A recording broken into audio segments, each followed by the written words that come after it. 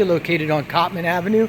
I thought on this perfect day for all-wheel drive, ice and snow outside, January 30th, that you might like to take a little bit closer look via video here on the 2017 Subaru that you were asking more about, or asking about online. So we're taking a second here to take a peek at the car. It's got the pearl white paint and a custom interior there. Just walking around it real quick to give you a general idea of what the condition is. Excellent. Now the touring package does include an awful lot of stuff on the inside. We'll go over it in just a second here. I'll open it up. Leather heated seats is going to be one of them. The all-wheel drive, which all the Subarus have that, right? Is going to be in there. Car's sharp.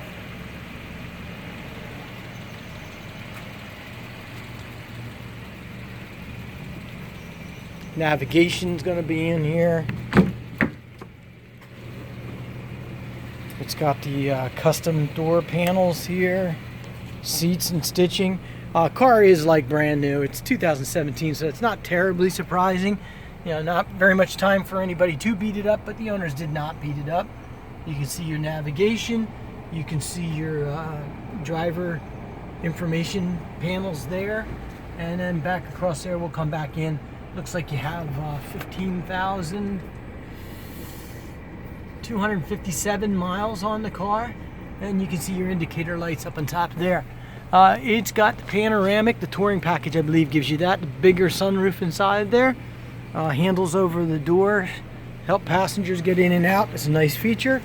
And looks like we're manual seat on this side, on the passenger side. It'll be electric on the driver's side. Let's see what kind of audio speaker system they got there. You got good Harman Kardon speakers in the doors. That's an upgraded system there as well. You can see up on top here, they got a little light built into the mirror. And down below, I don't know if we can see it or not, really careful with this rain and ice, but right about there, you might be able to see the little cars. That's going to be for blind spot monitor. That'll light up in the event that you have a metal object car. Guardrail too, alongside of you, so it'll show you that. Here's the back seat once again, excellent condition. I do not see, I could prove me wrong, it's kind of dark, but I don't see, there is on this side, a little bit of a car seat indentation there for a little one, but not bad. That'll definitely come out very quickly. Car again is so new, we're not really running into that. You can see the racks up on top there for your roof rails.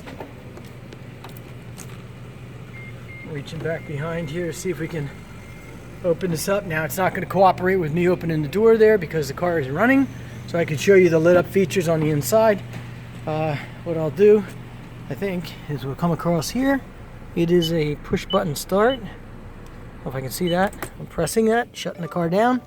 Now that back tailgate should behave itself, and similar to Toyota, it looks like there's that's blind spot monitor.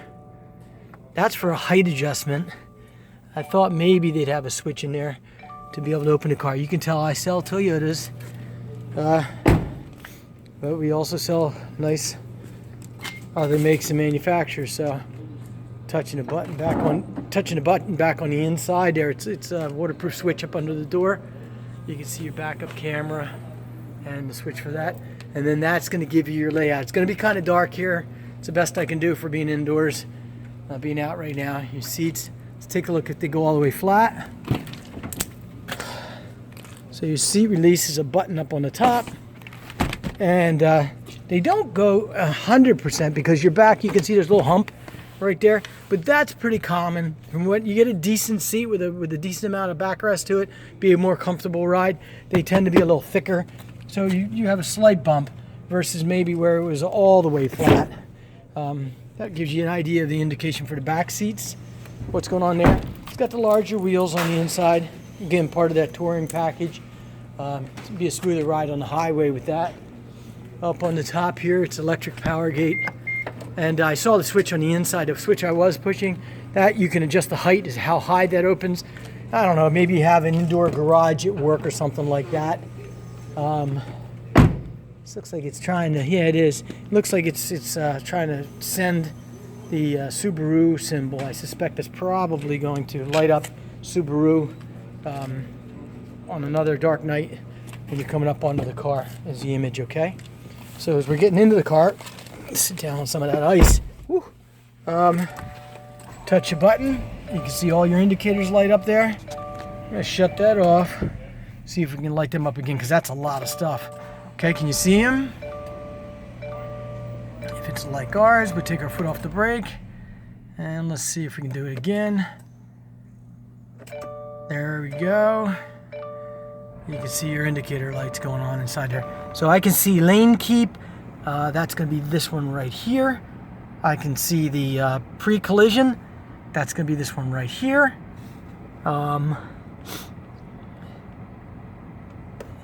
RAB off. I'll leave that for you to do some research on. Traction control. That's the one up on the top right there. That's going to be a good one to have as well with the car. Automatic climate control for two sides. Passenger and driver can set their own temperatures. We can see some more information on there about the gas. We already talked about navigation. Down below here, again, if you're a Subaru person, you're going to know more about this than I am. I'm not going to kid anybody on that. I can see we got heated seats. Looks like those heated seats are on right now. All right, there's a mid off and on. So there's a high, low, and in between. And then there looks like there's a couple different settings here.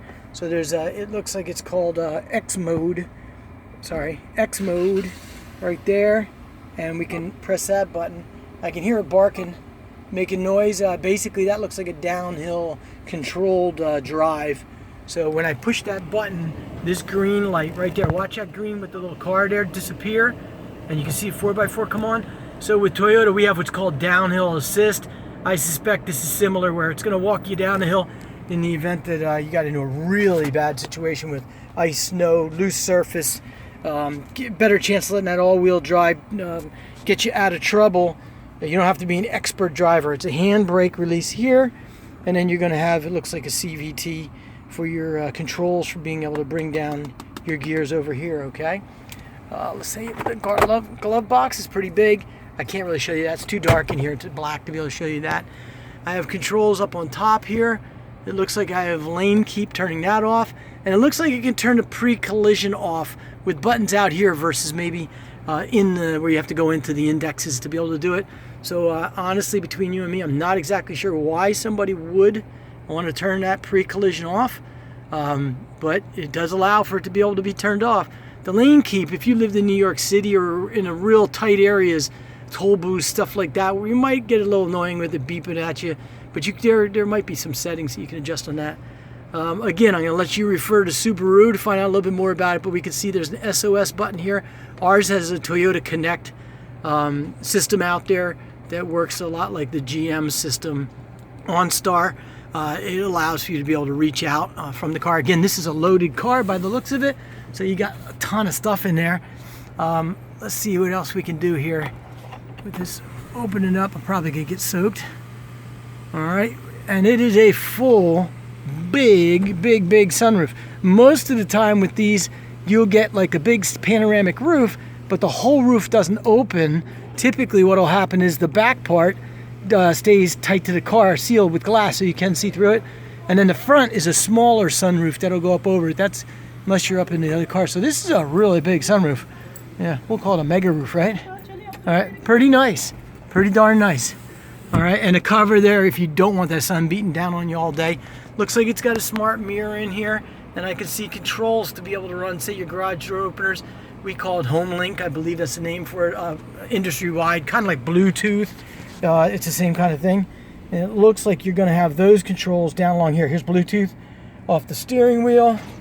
I can see some other things in here to be able to search and run controls. This one looks like it might be the cruise control. And there's that lane keep controls and some other ones. It looks like it might be radar cruise control. Radar cruise controls where I don't want to say that's what it is. That's what it looks like what it is. You have to do some research on that one there too. I think we might have some ways to be able to move up and down with our settings in here too with your hand controls, okay? Yeah, they got a lot going on with the steering wheel. Can't see a button going on and off. But anyway, it's a pretty cool car. I just wanted to be able to reach out to you so you could get a better idea about it at a distance. If you have questions, I'd be more than glad to take the time to go over it in a little bit more detail. It'll be worth the trip to come up here to Cottman Avenue from Jersey on 95 coming into, we're north of Philadelphia Center City, will be exit 30, okay? So exit 30. My name's David Gould. I'm one of the new car managers, and I look forward to meeting you when you get here. If there's any other questions or anything else I can assist with, I look forward to earning your business.